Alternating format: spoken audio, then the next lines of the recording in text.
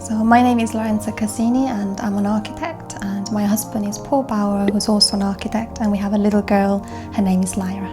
Wanting to improve the home through retrofit has been kind of both a learning experience from us of wanting to learn from it, and at the same time wanting to create a home that is comfortable to live in, and at the same time that doesn't cost us the earth to run in terms of gas and electricity.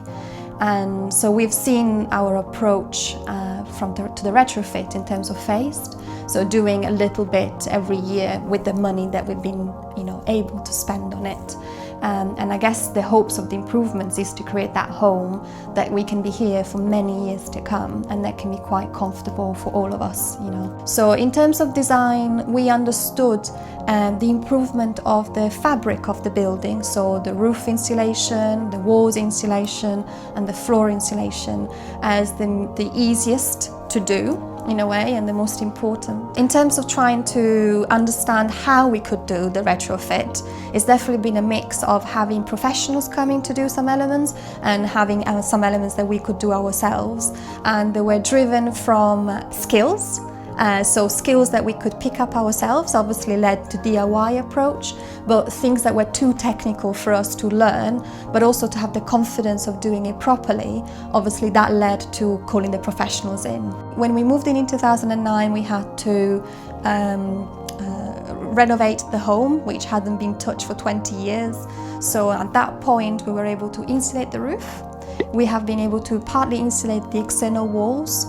We're very lucky that we're a mid-terrace, 1960, so that means that our external walls are actually quite minimal in area, so it's been a feasible job without having to spend a huge amount of money.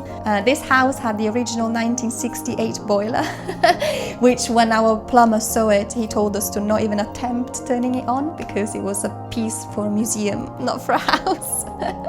So we had to get a new boiler, so we have a high efficiency combi boiler. We have insulated the living room floor because having the garage underneath, that where we were losing most of the heat. So we would warm the living room space, and obviously the heat would just sink and escape into the garage.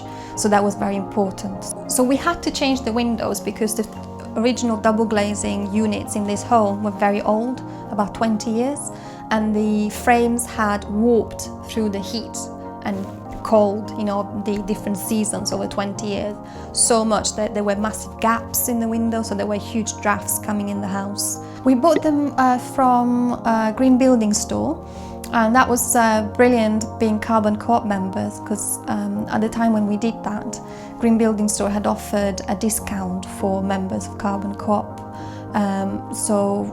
Because obviously when you're doing something like Triple Glazed Windows for the whole house is quite a sizable chunk of money. Having any sort of discount is fantastic.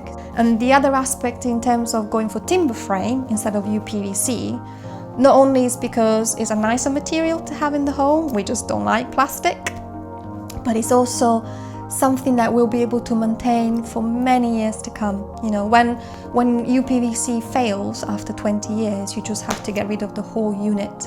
While with timber, every few years, every 5 years, 7 years, we can just have our own maintenance, DIY, so we don't have to call the experts, we can just kind of do it ourselves. Triple glazing windows are still seen as just an addition, that double glazing are just as good, so why spend the extra money for triple glazing? Surely there's no huge difference between the two, but actually there is, and it's amazing that little bit of ability to commit the money towards it, and the long-term return that you get in terms of thermal comfort in your home, but also future-proofing really your investment. It's not something that in a few years' time will be obsolete. You have the best possible technology for many years to come. Since installing them, the drafts have disappeared. We have no drafts coming through the windows.